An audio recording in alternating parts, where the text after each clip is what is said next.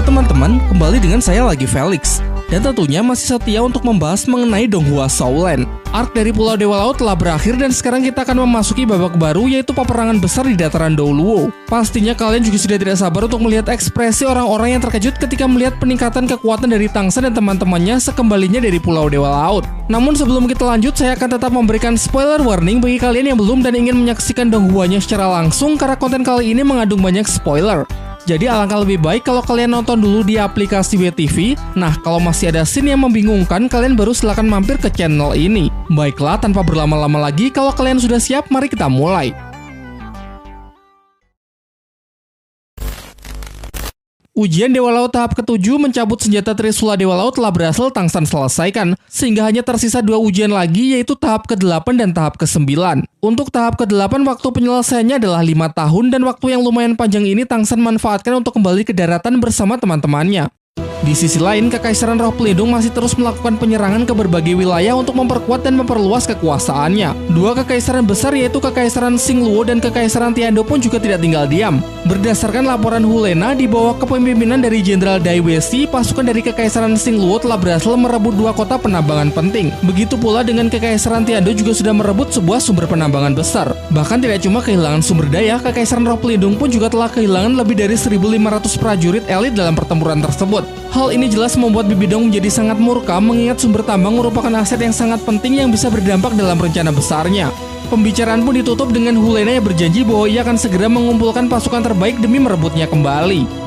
Pada keesokan harinya, seluruh pasukan dan para anggota Kekaisaran Roh Pelindung berkumpul di alun-alun dalam sebuah upacara penghormatan bagi para pejuang yang telah gugur saat menjalankan tugas di medan perang. Dalam pidatonya, Bibi Dong berusaha membakar semangat dari semua orang agar mau bersatu untuk menjatuhkan 2 kekaisaran besar, yaitu Kekaisaran Xingluo dan Kekaisaran Tiando, guna menghormati jasa para pejuang yang dengan gagah berani rela berkorban demi negara. Dan dengan ini secara resmi Kekaisaran Roh Pelindung menyatakan perang kepada orang luar. Prioritasnya adalah memusnahkan Kekaisaran Tiando dan Kekaisaran Xingluo secara menyeluruh. Di lain waktu, Kaisar Suebeng bersama 3 petinggi Akademi Kekaisaran Tiando tengah dalam perjalanan menuju tempat pertemuan rahasia dengan pihak Kekaisaran Xingluo untuk membicarakan mengenai hubungan kerjasama dalam rangka mengalahkan Kekaisaran Roh Pelindung. Sesuai dengan rencana dari Master Xiao, mereka sengaja menggunakan jalur laut untuk menghindari sergapan dari pasukan Bibi Dong. Kini era peperangan telah dimulai. Diperlihatkan Master Xiao yang sedang berpikir keras dalam menyusun strategi. Juga di samping itu sudah terlihat banyak pasukan yang terluka pasca kembali dari medan perang. Baihe melaporkan situasi pertempuran di garis depan yang semakin mencemaskan, yang mana begitu berhasil diterobos oleh pasukan Kekaisaran Roh Pelindung, maka pertahanan Kekaisaran Tiando pasti akan langsung hancur. Situasi yang sama pun juga sedang terjadi di pertahanan perbatasan Kekaisaran Xingluo yang terus mendapatkan gempuran sehingga juga sangat beresiko berhasil dijebol. Ditambah lagi menurut Slender, jumlah Master di pihaknya yang bisa ikut ke medan perang semakin sedikit. Persediaan senjata dan peralatan tempur pun juga sudah menipis. Kini Master Xiao hanya bisa berharap agar hubungan kerjasama antara Kekaisaran Tiando dengan Kekaisaran Xingluo bisa segera terjalin, karena hanya dengan menyatukan 2 kekuatan terbesar maka akan terbuka kesempatan untuk mengacaukan langkah dari Kekaisaran Roh Pelindung dan menguasai situasi di medan perang. Singkat cerita, Kaisar Suebeng telah sampai di kota Silu, di mana tempat diadakannya pertemuan rahasia dengan pihak Kekaisaran Xingluo. Di sana ia langsung disambut oleh wali kota Silu yang dipercaya mendukung penuh upaya Kekaisaran Tiando. Wali kota juga lah yang sudah mempersiapkan tempat pertemuan ini dengan segala keamanannya yang dinilai sangat ketat sehingga tidak perlu khawatir akan sergapan dari pasukan Kekaisaran Roh Pelindung. Sementara itu, pihak dari Kekaisaran Xingluo tengah dalam perjalanan menuju tempat pertemuan. Kondisi cuaca yang sangat buruk mungkin akan sedikit menghambat waktu perjalanannya. Selain pasukan Kekaisaran, terlihat juga Dai Wesi bersama pasangannya yang turut mengawal perjalanan dari ayahnya tersebut.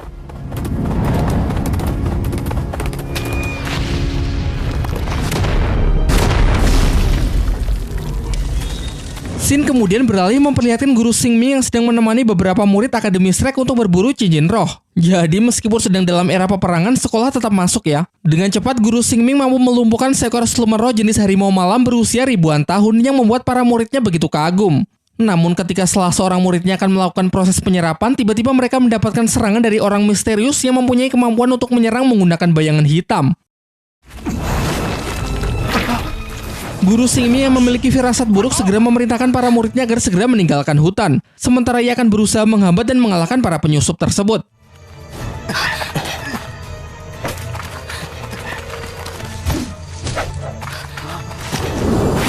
Terlihat tidak hanya satu, tetapi sekelompok Master Roh yang nampak dari outfitnya merupakan orang-orang dari Kekaisaran Roh Pelindung. Jumlah musuh yang cukup banyak membuat mereka dalam posisi yang sangat tidak diuntungkan. Bahkan salah seorang murid nyaris terbunuh, untung saja dengan cepat Guru Xingming berhasil menyelamatkannya.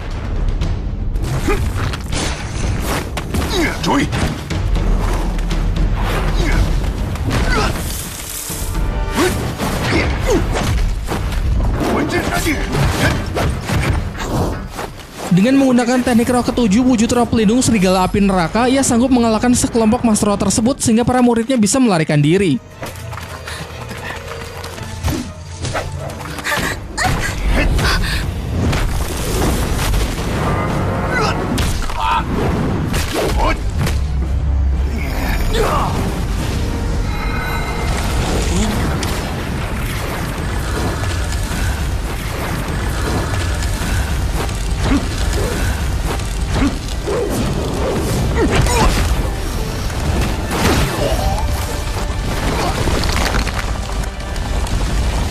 Akan tetapi tidak lama setelah kemenangannya, tiba-tiba muncul musuh yang jauh lebih berbahaya. Tentu kita sudah tidak asing lagi dengan sosoknya. Ia adalah seorang Feng Hou Douluo dari Kekaisaran Roh Pelindung yang bernama Gue Mei, Sang Douluo Hantu. Dia diberi misi secara langsung oleh Bibi Dong untuk mengamankan hutan pertarungan bintang agar Kekaisaran Tiandou tidak bisa lagi mengupgrade kekuatan tempur. Dan juga dalam rangka Kekaisaran Roh Pelindung akan mengincar cincin roh merah dari siluman roh ratusan ribu tahun, yaitu Erming Sang Raja Kera dan Daming Sang Banteng Sanca Ungu.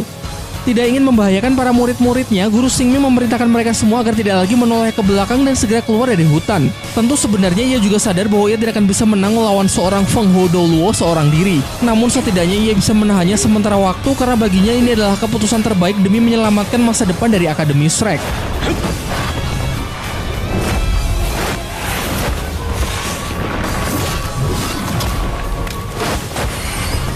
Dalam pertarungan mereka terlihat jelas perbedaan kekuatan yang sangat mencolok. Meski sudah mengeluarkan berbagai macam teknik andalan, tidak ada satupun serangan dari Guru Xingming yang sanggup memberikan serangan berarti untuk Master Douluo Hantu. Seolah-olah semua gerakannya telah dibaca. Untuk itu Guru Xingming berencana untuk mengunci pergerakan musuh dan menyerangnya dengan skill roh terkuat, walaupun harga yang harus ia bayar adalah kematian.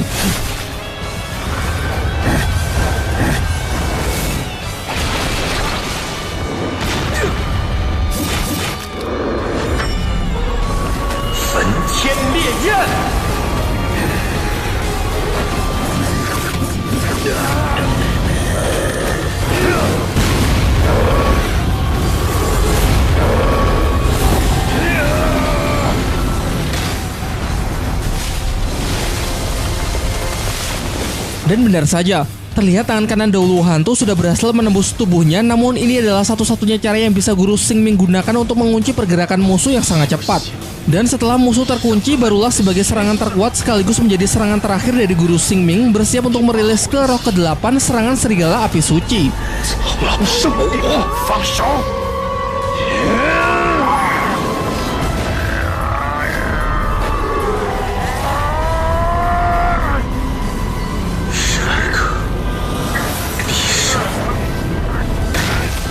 Serangannya begitu kuat hingga efek dari ledakannya bisa dirasakan sampai di gerbang masuk. Berkat pengorbanannya tersebut, beberapa murid Akademi Shrek yang ia bawa akhirnya berhasil selamat, dan setelah memberikan penghormatan terakhir untuk gurunya tersebut, mereka bergegas kembali ke Akademi untuk melaporkan kejadian ini kepada Flander. Setelah api padam dan debu mulai menyingkir, diperlihatkan bahwa ternyata Master Douluo Hantu masih hidup dan sama sekali tidak mendapatkan luka fatal. Berbeda dengan Guru Xingming yang bahkan tidak terlihat jasadnya karena mungkin tubuhnya sudah hancur tanpa sisa sedikit pun.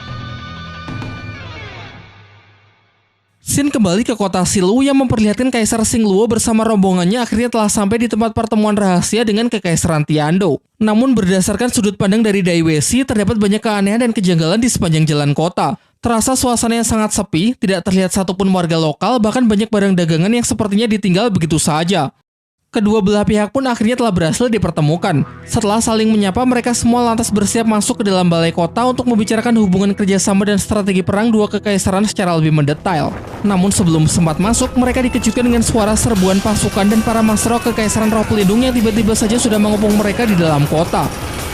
Ternyata wali kota Silula yang sudah berkhianat. Keuntungan yang ditawarkan oleh Bibidong membuatnya tergiur, jadi sejak awal dia cuma berpura-pura berpihak kepada Kekaisaran Tiando karena sebenarnya dirinya telah bersekongkol dengan pihak Kekaisaran Roh Pelindung untuk menjebak mereka. Kini pihak Kaisar Suebengla yang sangat dirugikan. Terlihat di pihak musuh juga terdapat 2 ketua sekte dari 7 sekte besar yang baru, yaitu ketua sekte Pedang Angin dan ketua sekte Harimau Hitam yang masing-masing kekuatannya sudah mendekati seorang Feng Hou Douluo.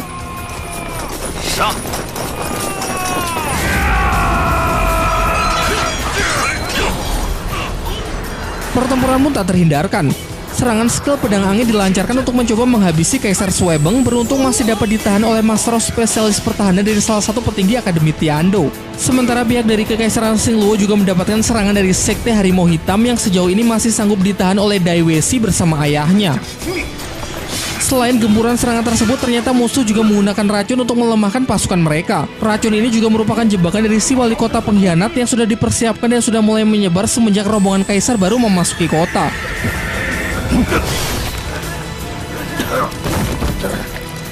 Situasi yang semakin memburuk memaksa Kaisar Suebeng harus segera pergi untuk menyelamatkan diri. Namun jelas ia menolak untuk pergi dan lebih memilih untuk berjuang bersama di medan perang.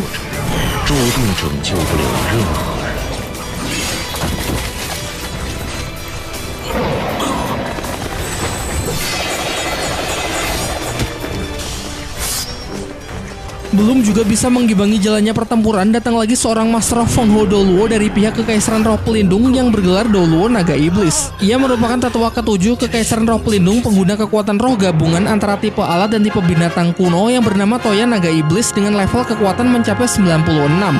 Hal ini membuat pihak dari Kekaisaran Xingluo dan Tiando pun semakin terdesak karena sudah kalah baik dari segi kuantitas maupun dari segi kualitas. Si Yue memerintahkan pasukan Sekte Harimau Hitam untuk segera mengepung Kaisar Xingluo. Tentu saja hal itu tidak akan dibiarkan oleh Dai Weixi. Ia pun bersama sang istri mulai merilis kekuatan roh pelindung gabungan Harimau Kucing Neraka. Sementara itu, Douluo Naga Iblis dengan pose santainya merusuh di setiap sudut pertarungan yang semakin menyulitkan Dai Weixi dalam melancarkan serangan maupun bertahan. Di saat yang bersamaan, tingkat pertahanan dari roh pelindung Tungku Bintang Surga milik Bau Bosan perlahan mulai menurun, sehingga hanya menunggu sedikit waktu sampai pertahanan milik salah satu Dewan Akademi Tiando tersebut berhasil dirobohkan.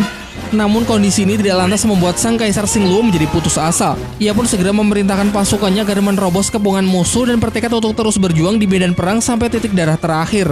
Sayangnya tekad yang kuat tidak disertai dengan kemampuan yang mumpuni. Terbukti salah seorang pengawal pribadi Kaisar Xingluo akhirnya harus tewas setelah menerima tebasan mematikan dari si Yue. Kini pihak Kaisar Xingluo hanya bisa membentuk pertahanan seadanya. Begitu pula dengan Kaisar Tiando yang berada di bawah perlindungan dari ketiga Dewan Akademi yang telah mencapai batasnya. Berniat segera mengakhiri pertempuran, Douluo Naga Iblis pun kembali bersiap dengan serangan kedua yang pasti sudah tidak bisa ditahan lagi. Begitu juga dengan si Yue menggunakan belati bulan sabitnya sudah bersiap untuk menghabisi pihak dari Kaisar Xingluo.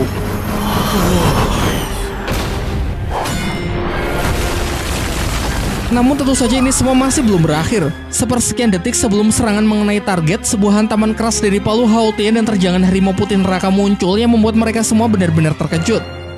Sempat mengira mungkinkah kalau Tang Hao kembali datang untuk mengacau. Douluo Naga Iblis pun awalnya juga berpikir kalau Sekte Hao Tian akhirnya mulai keluar dari tempat persembunyiannya. Barulah setelah debu menyingkir terlihat jelas kalau palu Hao Tian tersebut adalah milik Tang San.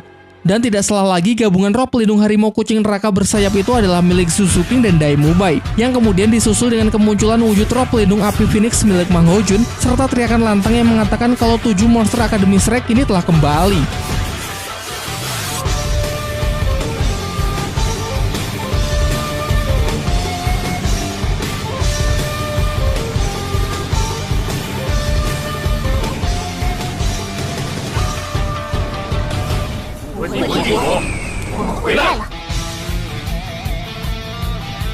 Jelas kedatangan mereka benar-benar mengejutkan. Bahkan Xiao yang harusnya sudah mati karena berkorban jiwa untuk Tang San juga masih terlihat sehat walafiat. Bai Chen Xiang yang datang belakangan segera berkeliling untuk mendistribusikan sosis pemulih dari Oscar agar pasukan Kekaisaran Tiando dan Kekaisaran Xingluo bisa melanjutkan pertempuran. Tanpa tahu siapa yang sekarang menjadi lawannya, 2 generasi emas abal-abal langsung maju untuk menyerang tim Tang San. Namun hanya dengan tatapan dari evolusi medan dewa pembunuh, seketika semuanya pun langsung terhempas tidak berkutik. Ditambah lagi ketika 7 monster Akademi Shrek menunjukkan masing-masing ke 8 cincin rohnya, musuh auto tercengang terutama Tang San yang memiliki 4 cincin merah ratusan ribu tahun.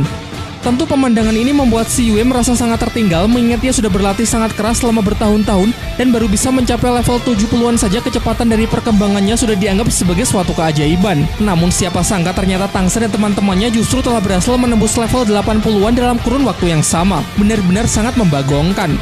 Sementara itu, entah yakin atau bodoh, Douluo Naga Iblis masih saja begitu percaya diri bahwa ia masih bisa mengalahkan mereka bertujuh. Mungkin ia hanya mengacu pada level kekuatan rohnya yang lebih tinggi tanpa tahu kalau Tangsan sudah mendapatkan pelatihan dari ujian Dewa Laut. Yang mana seperti yang kita tahu di levelnya yang sekarang sudah mampu melampaui kekuatan dari seorang Feng Hou Douluo biasa.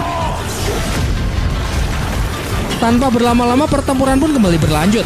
Tangsen menerima tantangan untuk Baiwan melawan tetua ketujuh kekaisaran roh pelindung tersebut, sementara yang lain akan membantu para pasukan. Daimubei bersama Suzuki yang menggunakan roh pelindung gabungan evolusi harimau putih neraka untuk melawan ketua sekte harimau hitam. Seperti yang kalian lihat, mereka unggul baik dari segi kekuatan serangan maupun kecepatan sehingga berhasil menekan lawan dengan mudah.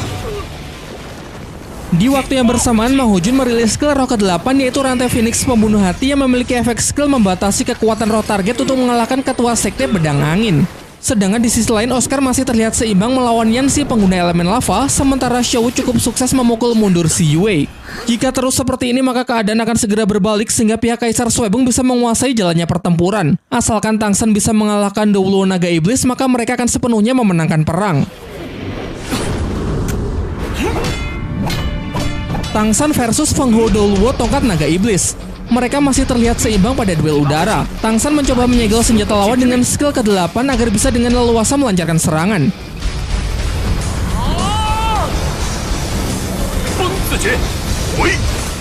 Namun bagaimanapun juga selisih level masih cukup terasa sehingga akan kurang menguntungkan baginya jika harus terus mengadu skill roh. Untuk itu Tangsan masih lumayan menahan diri agar tidak kehabisan nafas sampai datang waktu yang tepat untuk mengeluarkan kekuatan penuhnya. Di sisi seberang, Douluo Naga Iblis dibuat sangat geram ketika melihat situasi medan perang yang sudah sangat tidak menguntungkan. Ia pun berencana untuk mengakhiri semuanya dengan merilis skill roh terkuat yaitu skill ke-9 yang memiliki jangkauan super luas dan memberikan dampak pemusnahan massal. Terlihat efek tekanan yang dirasakan benar-benar luar biasa besar dan jika serangan sekuat ini sampai mendarat maka seluruh medan perang pasti akan hancur. Namun justru inilah kesempatan emas yang sedari tadi sudah Tangsan tunggu-tunggu yaitu ketika skill roh terkuat milik Douluo Naga Iblis akhirnya keluar sehingga menjadi kesempatan yang sangat bagus untuk ia bisa menguji sebenarnya seberapa kuat senjata Trisula Dewa Laut. Cahaya kehadiran para dewa terpancar dari dalam diri Tangsan. Douluo Naga Iblis pun juga dapat merasakan kalau kekuatan di hadapannya adalah amarah dari sang dewa yang dapat membuat setiap manusia berlutut dalam ketakutan. Dan inilah salah satu skill Trisula Dewa Laut yaitu pembasmi iblis lautan dunia yang hanya dalam sekejap sanggup membuat serangan skill ke-9 dari Douluo Tongkat Naga Iblis seketika lenyap. Tidak berhenti sampai di situ, Tangsen kembali merilis serangan kemarahan dewa dari Trisulanya tepat mengarah ke musuh yang tentu saja sama sekali tidak dapat ditangkis ataupun dihindari. Hanya penerus dari sang dewa laut yang berhak menggunakan senjata dewa tersebut. Mang Hojun pun mempertegas bahwa Tangsen memang telah dipilih secara langsung oleh Tuan Dewa Laut untuk menjadi penerusnya. Kini berkat kedatangan 7 monster Akademi Shrek, situasi pertempuran di kota Silu pun benar-benar sudah berbalik. Merasa sudah tidak punya peluang lagi untuk bisa menang, seluruh pasukan dari pihak Kekaisaran Roh Pelindung pun segera berlari pergi meninggalkan medan perang demi menyelamatkan dirinya masing-masing. Namun tidak semuanya sempat, termasuk si wali kota Silu yang menerima serangan mematikan dari harimau putih neraka milik Daimubei sebagai azab karena dia telah berkhianat.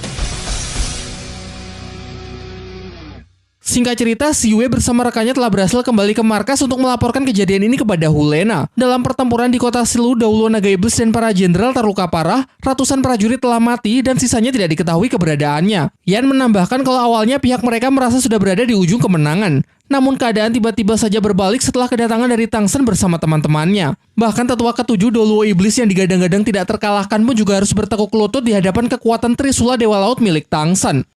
Sementara itu dengan luka yang sangat parah, Douluo Naga Iblis datang ke Aula Dewa Malaikat untuk melaporkan kegagalannya kepada Xian Douliu. Ia pun langsung disambut oleh tekanan pedang Dewa Malaikat milik Shan Rensue sebagai luapan dari kekecewaannya. Xian Douliu kemudian menyuruh Douluo Iblis untuk pergi memulihkan diri terlebih dahulu supaya nanti bisa menembus kegagalannya hari ini. Ia juga telah mengirim surat untuk mengabarkan hal ini kepada Bibi Dong yang berada di garis depan agar Bibi Dong segera memberikan perintah untuk langkah berikutnya.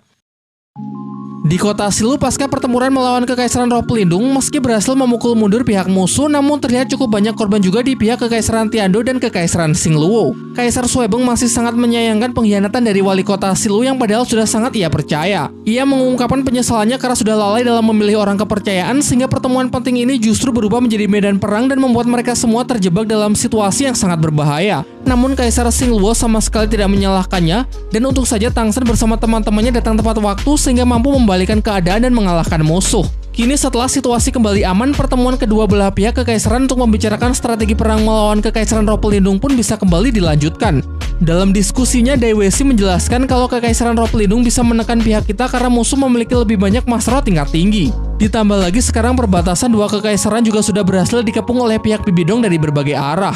Tangsen kemudian menyela dengan mengatakan kalau situasi kita sebenarnya tidak terlalu buruk. Meski terdengar cukup menakutkan, tapi sebenarnya pihak musuh justru menunjukkan kelemahan terbesarnya. Tangsen menjelaskan kalau dalam perang tidak hanya mengandalkan kekuatan tempur saja, namun juga bertumpu pada kemampuan negara secara menyeluruh, terutama ketersediaan teknologi dan sumber daya. Dan dibandingkan dengan Kekaisaran Roh Pelindung, jelas pihak kita masih jauh lebih unggul. Kelemahan ini yang musuh tunjukkan dengan usaha mereka untuk merebut sumber pertambangan dan pertanian. Dengan keterbatasan sumber daya, maka dapat dipastikan pihak Bibidong tidak akan bisa bertahan dalam masa peperangan pada waktu yang cukup lama. Jadi dapat disimpulkan bahwa strategi terbaik untuk meraih kemenangan adalah dengan memperpanjang waktu perang. Paksa pihak musuh terus berperang sampai mereka tidak bisa lagi bertahan karena sudah kekurangan sumber daya. Selanjutnya Tangsen menyarankan agar menjadikan kota Silu sebagai pusat. Dan setelah dua kekuatan pasukan kita siap, maka dari kota inilah kita mulai menyebar untuk menyerang kota yang telah direbut dan memanfaatkan kelemahan Kekaisaran Roh Pelindung sebaik mungkin untuk memenangkan perang. Kaisar Suebeng mempercayakan kepemimpinan dari pasukan aliansi ini kepada Kaisar Xingluo. Mengingat dari segi pengalaman berperang dirinya masih jauh tertinggal. Rasa kepercayaan inilah yang menjadi pondasi awal untuk membangun kerjasama dengan pihak Kekaisaran Xingluo demi meraih tujuan bersama, yakni mengalahkan Kekaisaran Roh Pelindung. Di akhir diskusi, Dai Mube menyampaikan sebuah permintaan mewakili 7 monster Akademi Shrek. Ia mengatakan meski kekuatan Dewa Laut yang Tangsen tunjukkan kemarin benar-benar luar biasa, namun itu masih belum mencapai kekuatan final karena Tangsen masih perlu berlatih lagi demi menyelesaikan 2 ujian Dewa Laut yang tersisa untuk bisa menjadi Dewa Laut sepenuhnya. Pada awalnya Tangsen memang ingin mengabaikan 2 ujian tersebut terlebih dahulu karena ingin fokus pada peperangan. Namun setelah dijelaskan kalau situasi perang sulit ditebak sehingga tidak bisa kalau tidak menggunakan kekuatan penuh, ditambah lagi juga demi membangkitkan Xiao kembali, Tangsen pun menurut untuk tidak banyak terlibat dulu di medan perang dan akan lebih berfokus pada latihannya. Seperti yang sudah dijelaskan sebelumnya bahwa ujian ke-8 Tangsen adalah menambahkan cincin roh ke dalam kedua roh pelindung, maka dari itu fokus utama adalah terus berlatih dan berkultivasi. Kini semuanya pun sudah sepakat. Tangsen dan Xiao berencana akan kembali ke Sekte Hao Tian untuk meneruskan latihannya, sementara yang lain akan turut berkontribusi dalam peperangan melawan Kekaisaran Roh Pelindung.